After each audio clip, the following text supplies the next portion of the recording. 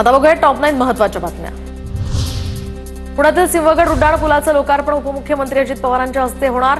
तर अजित पवारांनी उड्डाणपुलावरून पहिली गाडी चालवली। उड्डाणपुलामुळे रोज होणाऱ्या वाहतूक कोंडीतून सुटका मिळणार।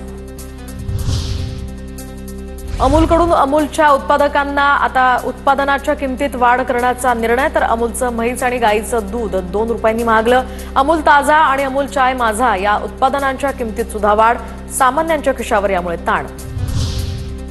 उन्हाळ्याच्या सुट्टीत चालणाऱ्या विशेष रेल्वेगाड्या जूनपर्यंत चालवण्यात येणार। तर गर्दी विभाजित करण्यासाठी विशेष रेल्वेगाडीचा कालावधी हा जूनपर्यंत वाढवला। मध्य रेल्वेच्या निर्णयानं प्रवाशांना दिलासा मिळणार। जात आणि वैधता प्रमाणपत्राची प्रक्रिया जलद करण्यासाठी आता टीसीएस नवी प्रणाली विकसित करणार। नव्या प्रणालीसाठी डॉ. बाबासाहेब आंबेडकर संशोधन आणि प्रशिक्षण संस्था टीसीएस सोबत 25 कोटींचा करार करणार। महाराष्ट्र वीज कंत्राटी कर्मचाऱ्यांचं आज आंदोलन। आंदोलनाच्या पार्श्वभूमीवर पोलिसांकडून कारवाई। निलेश खरात यांना पुणे पोलिसांनी केलं स्थानबद्ध। शैक्षणिक वर्ष सुरू होण्याआधी सर्व शाळांमध्ये सीसीटीव्ही बसवणं अनिवार्य। शाळातील सर्व शाळांना कोर्टाचे निर्देश। तर सरकारी वकील प्राजक्ता शिंदेंची माहिती।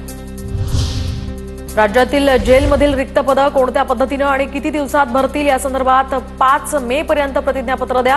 मुंबई उच्च न्यायालयाच्या नागपूर खंडपीठाचे राज्य सरकारला निर्देश। तर राज्यातील जेलमध्ये कर्मचाऱ्यांची अपुरी संख्या। राज्यामध्ये मद्याची वाहतूक करणाऱ्या वाहनांना यापुढे जीपीएसवर आता आधारित डिजिटल कुलूप लावणं बंधनकारक असेल। मद्याची चोरी आणि गैरप्रकाराला आळा घालण्यासाठी हा निर्णय। तर 1 जुलैपासून या निर्णयाची अंमलबजावणी होणार।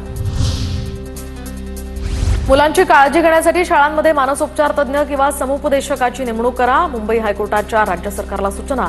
मुलांच्या सुरक्षेचा आढावा घेण्यासाठी एक समिती सुद्धा नेमली।